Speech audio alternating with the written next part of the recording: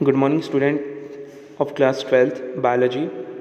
Last class में हमने पढ़ा था menstrual cycle and fertilization and implantation, ठीक है, जिसमें मैंने आपको मेंस्ट्रुअल साइकिल कैसे होता है, मेंस्ट्रुएशन पीरियड कितना लंबा होता है और उसमें क्या क्या चेंजेस होते हैं और क्या कॉजेज और रीजंस होते हैं वो मैंने आपको बताया था। फर्टिलाइजेशन के बारे में बेसिकली मैंने आपको कुछ बेसिक चीज़ें बता दिया था, जैसे स्पर्म एक वॉर्म को फर्टिलाइज करता है पर्टिकुलर, है ना। उसके बाद मैंने आपको फिर ये कहा था कि मेंस्ट्रुअल साइकिल और फर्टिलाइजेशन से के बाद मैं आपको स्ट्रक्चर ऑफ स्पर्म पढ़ाऊंगा। तो आज की क्लास में हम स्ट्रक्चर ऑफ स्पर्म देखेंगे।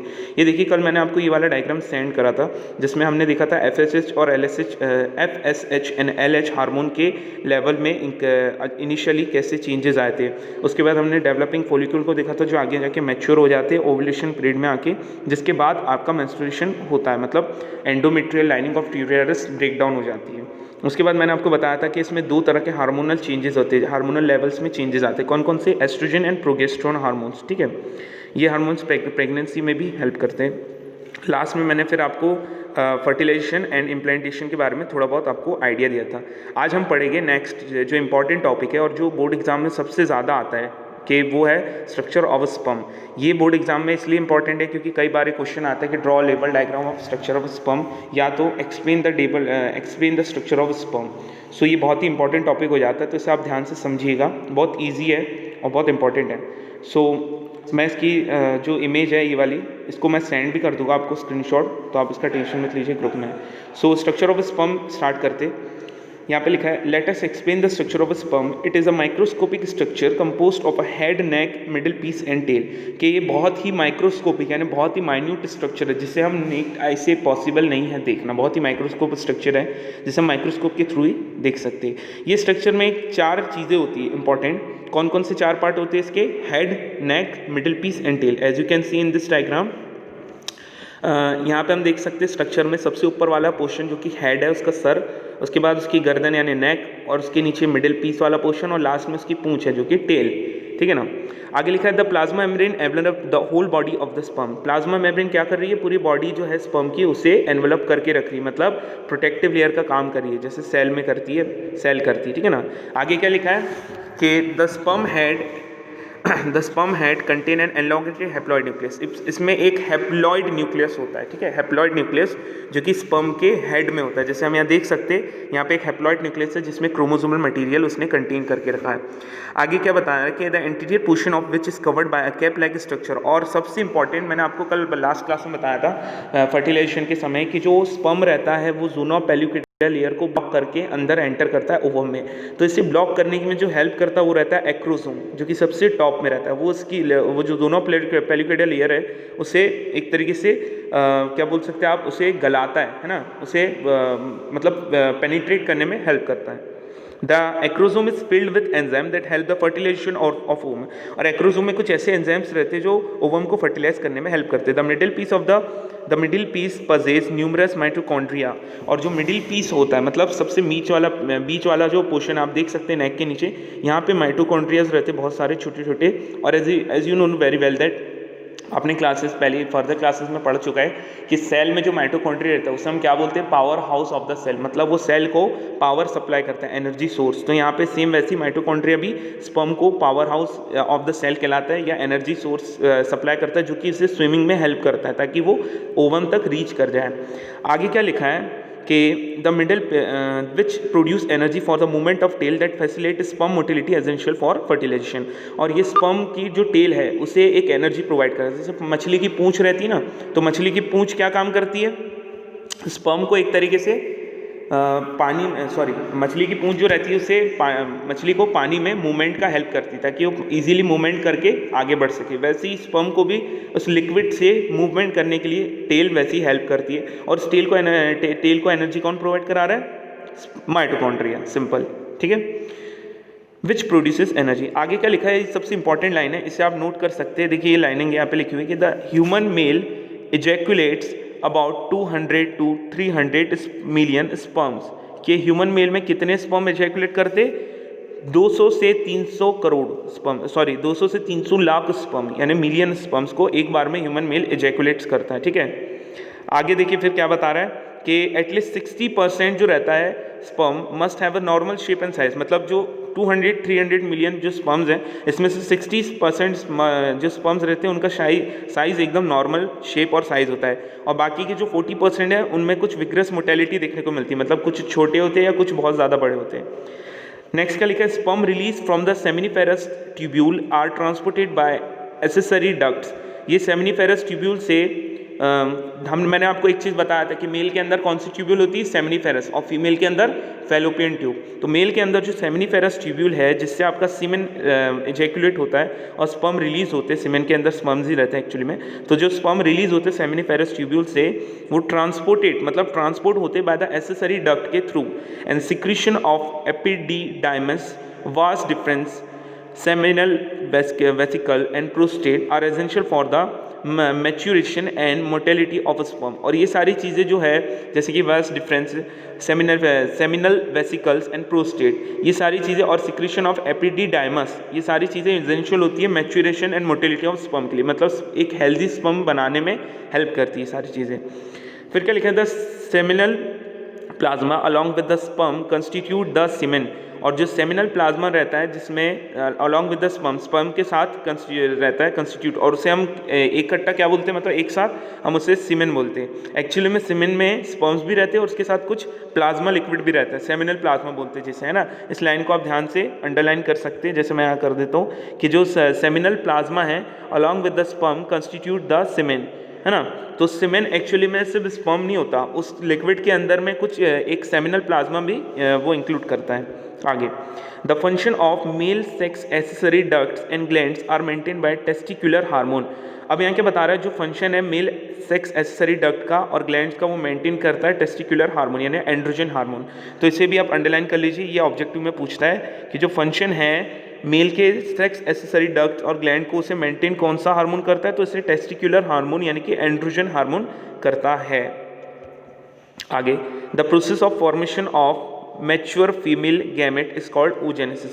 और इसके बाद हमने oogenesis पढ़ा था, as you know very well that the process of the formation of mature female gamete. अभी हमने जो देखा स्पर्म, ये मेल गैमेट का पार्ट है ना, मेल गैमेट है एक्चुअली में, और इसके अपोजिट में जो फीमेल गैमेट रहता है उसके प्रोसेस ऑफ फॉर्मेशन को हम oogenesis बोलते हैं, ठीक है ना। उसके बाद तो फिर मैंने आपको oogenesis समझा दिया था। सो नेक्स्ट क्लास में आपको मैं इसके आगे का बताऊँगा। वेट, अभी मैंने आपको स्ट्रक्चर ऑफ स्पर्म अच्छे से एक्सप्लेन कर दिया हो, अगर उसमें कोई भी डाउट होता आप पूछ सकते हैं। वापस आ जाते हैं हम कल वाले हमारे टॉपिक में, जो कि था हमारा फर्टिलाइजेशन एंड इम्प्लांटेशन। फर्टिलाइजेशन मैंने थोड़ा सा आपको बताया था क्या होता है fertilization, fusion of male and female gamete is called as fertilization, मतलब मेल और फीमेल गैमेट का फ्यूजन होना, इसे फर्टिलाइजेशन बोलते हैं। जैसे कि ये डायग्राम है फर्टिलाइजेशन का, जिसमें हम देख सकते हैं कि ovum is surrounded by some few sperms, पर इन फ्यू स्पर्म में से सिर्फ एक ही स्पर्म अंडर एंटर कर पाता है, ज़ोना पेलिकोइडा सिर्फ एक को ही अलाउ करता है, बाकी फिर वो अपनी ब्लॉकेज को कंटिन्यू कर लेता है। सो ये वाला डायग्राम मैंने कल आपको बताया था, एक्सप्लेन करा था, इसका भी डायग्राम का आपको जो है वो सेंड कर दूंगा मैं आपको स्क्रीनशॉट। अब देखते हैं फर्टिलाइजेशन इम्प्लांटेशन क्या होता है, ध्यान से देखिए। During copulation coitus semen is release by penis into the vagina. Copulation के समय जो सीमेन रहता है वो रिलीज होता है पेनिस के थ्रू और वो वेजाइना में एंटर करता है। The motile sperm swim rapidly, और एक मोटाइल स्पर्म जो रहता है वो बहुत ही तेज़ी से स्विम करता है, पास थ्रू सर्वाइक्स, और सर्वाइक्स के थ्रू पास हो जाता है। आगे क्या लिखा है, एंटर इनटू द यूटेरस, और यूटेरस में एंटर करता है, and finally reach the ampullary region of the fallopian tube. और मैंने बताया था फीमेल के अंदर कौन सी ट्यूब्यूल होती है, फैलोपियन ट्यूब। तो ये फैलोपियन ट्यूब के एम्फुलरी रीजन पे रीच कर जाता है कौन, आपका स्पर्म, यूटेरस में एंटर होके। The ovum release by the ovary is also transported to the ampullary region. अब जो ओवम आपका रिलीज हुआ था ओवरी से, वो भी ट्रांसपोर्ट हो जाएगा एम्फुलरी रीजन पे। When fertilization take place, fertilization can only occur if the ovum and sperm are transported simultaneously to the ampullary region. Last class में आपको याद होगा, मैंने बताया था कि जब दोनों करेक्ट टाइम में साइमल्टेनियसली आपका ओवम और स्पर्म एम्फुलरी रीजन पे एंटर करेगा, तब ही आपका फर्टिलाइजेशन होगा। इस लाइन को आप अच्छे से नोट भी कर सकते हैं, लिख सकते हैं कि fertilization can only occur if ovum and sperm are transported simultaneously to the ampullary region, ठीक है ना। मतलब एक साथ दोनों अगर एंटर करेंगे तो ही आपका ये प्रोसेस फर्टिलाइजेशन का होगा। वरना नहीं होगा। This is the reason why not all copulation lead to the fertilization and pregnancy. और इसी यही रीज़न बनता है कि कई बार अगर ऐसा ना हो, साइमल्टेनियसली दोनों रीच ना करे ओवम और स्पर्म, तो आपका फर्टिलाइजेशन नहीं होता है और प्रेगनेंसी नहीं होती है, कॉपुलेशन हो जाता है। ठीक है, वाई नॉट ऑल कॉपुलेशन मतलब कॉपुलेशन नहीं हो पाता है। The process of fusion of sperm and ovum is called as fertilization. During fertilization, a sperm comes in a contact with zona pellucida layer of the ovum and induce changes in the membrane that block the entry of the additional sperm. Thus, it ensures that only one sperm can fertilize an ovum. The secretion of the acrosome helps the sperm enter into the cytoplasm of the ovum through the zona pellucida. ये line का मतलब ध्यान से समझिए कि मैंने बता चुका आपको कि स्पर्म जो रहता है ये ओवम के कांटेक्ट में आता है, पर ओवम के कांटेक्ट में आने से पहले इसे जोना पेल्युकिडा लेयर को पेनिट्रेट करना ज़रूरी है। और इसे पेनिट्रेट करने के लिए क्या बता रहा है कि जो जोना पेल्युकिडा की जो लेयर्स रहती है उसमें कुछ चेंजेस आते हैं और वो एंट्री को ब्लॉक कर देता है कुछ एडिशनल स्पर्म्स की, मतलब सिर्फ एक ही स्पर्म को, सिलेक्टिव स्पर्म को एंटर करता है, बाकी को ब्लॉक कर देता है। That's it ensure that only, और ये क्या इंश्योर करता है कि only one sperm can fertilize an ovum, सिर्फ एक ही स्पर्म ओवम को फर्टिलाइज कर सके। But the secretion of the acrosome, अब जो मैंने बताया था कि जो स्पर्म रहता है उसके हेड के पास एक्रोजोम रहता है, राइट। तो ये जो एक्रोजोम रहता है, ये आपको फिर से दिखा देता हूँ ताकि आप क्लियर रहे। ये देखिए मैंने आपको बताया था, ये एक्रोजोम दिख रहा है, ये एक्रोजोम, ये आपका क्या करेगा, ये उस जोनो पेल्युकिडा लेयर जो रहती है उसे पेनिट्रेट करने में हेल्प करेगा। पेनिट्रेट करेगा मतलब उसकी मेम्ब्रेन को एक तरीके से पेनिट्रेशन में हेल्प करेगा। हाँ, यहाँ लिखा हुआ देखिए कि help the sperm enter into the cytoplasm of ovum, और ओवम के साइटोप्लाज्म में इसे रीच करने में हेल्प करेगा। जैसे इस डायग्राम में हम देख सकते हैं एक्रोजोम ने जोना पेल्युकिडा लेयर को पेनिट्रेशन करना स्टार्ट कर दिया है। नेक्स्ट आगे देखते हैं हम, आगे क्या लिखा है कि the zona pellucida and the plasma membrane full stop, this induces the completion of meiotic division of the secondary oocyte. और यहाँ पे आपका जो oogenesis का सेकेंडरी ओसाइट वाला डिवीजन है, मियोटिक डिवीजन, वो कंप्लीट हो जाता है। हमने पढ़ा था उसमें एक माइटोटिक डिवीजन और 2 मियोटिक डिवीजन होते हैं। तो मियोटिक डिवीजन से सेकेंडरी ओसाइट फॉर्म जो रहता है वो उसका कंप्लीशन हो जाता है। The second meiotic division is also unequal, और ये भी अनइक्वल होता है, जिसमें क्या होता है मैंने आपको बताया था, एक सेकेंड पोलर बॉडी फॉर्म होती है। फर्स्ट मियोटिक डिवीजन में एक फर्स्ट पोलर बॉडी फॉर्म होती है और फर्स्ट ओसाइट फॉर्म होता है। सेकेंड मियोटिक डिवीजन में सेकेंडरी ओसाइट फॉर्म होता है plus second polar body form होती है। तो ये एक अनइक्वल डिवीजन होता है, एक छोटा होता है, एक साइज में बड़ा होता है। एंड हैप्लॉइड ओवम ओटाइड, ये हैप्लॉइड ओवम मतलब वही आपका सेकेंडरी ओसाइट, सॉरी जो आपका ओवम फॉर्म होगा main mature ovum secondary oocyte के बाद, ठीक है ना। आगे क्या बता रहा है, soon the haploid nucleus of the sperm and that of ovum fuse together to form a diploid zygote. और यहाँ पे आपका जाइगोट फॉर्मेशन होगा। जैसे आप यहाँ पे देख सकते हैं क्या लिखा हुआ है कि soon the haploid nucleus of the sperm and that of ovum fuse together to form a diploid zygote. तो दो मतलब हैप्लॉइड न्यूक्लियस, जो स्पर्म का हैप्लॉइड न्यूक्लियस है, अब भी मैंने आपको स्ट्रक्चर ऑफ स्पर्म में बताया था कि उसके हेड में एक न्यूक्लियस होता है जिसमें क्रोमोसोमल मटेरियल होता है, और न्यूक्लियस डिप्लॉइड नहीं हैप्लॉइड होता है। तो एक हैप्लॉइड न्यूक्लियस आपका जो स्पर्म का है वो, और दैट ऑफ ओवम, और ओवम का जो है, दोनों फ्यूज होके क्या बना लेते हैं, एक डिप्लॉइड जाइगोट बनाते हैं।